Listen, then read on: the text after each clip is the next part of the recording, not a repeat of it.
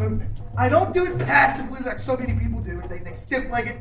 They're sitting on nothing but ligaments.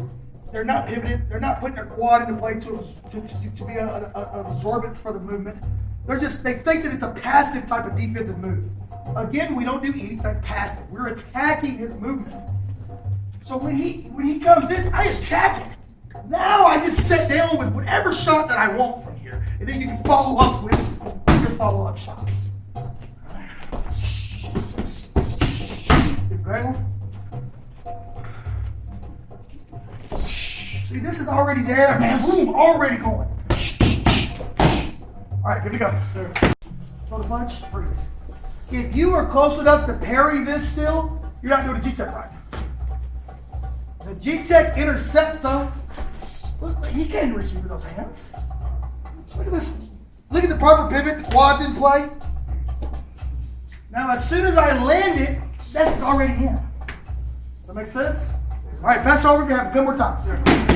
If I do the Jeet and he retreats, so let's say I Jeet, he steps back, I have step, and I'm just going to use the rail kick as so it goes one, I have to go get him.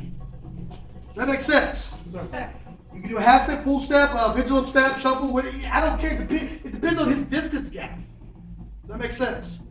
I'm going to do the hook kick just as a point of reference. So it goes one. See, no, I have to go get him. You can just step in and kick. You can shuffle off of one leg, which is just here. I don't care your delivery system, but the point is you have to follow that guy. Does that make sense? Forward motion with the Jeet. I'm just going to don't do a Ninja Warrior where I kick and kick again like I'm at some competition. I let it touch, and then I launch it again. And then I fall right back into place. First one. Second one. Intercept, touch it, the rail kick hits, and I fall right back into place. Third one.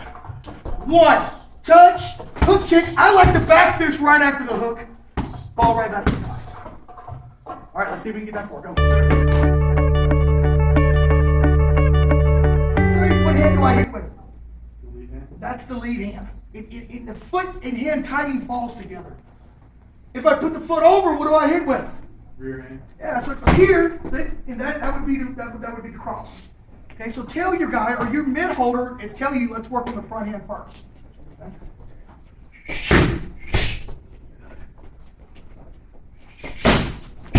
All I want you to do right now. And then you start tying in the rear hand. See? All I want you to do right now. Can we get that 4? What'd you do? No. At 80, I want it to come back at what? 100. So I don't punch and then admire my work. It comes right back. It comes right back. Does that make sense? Yeah. All right, if the foot goes straight, then I don't have the hip rotation because I'm still in alignment. So the lead's much better. Does that make sense? When I kick on an angle, it's almost like I'm lining up to throw the baseball.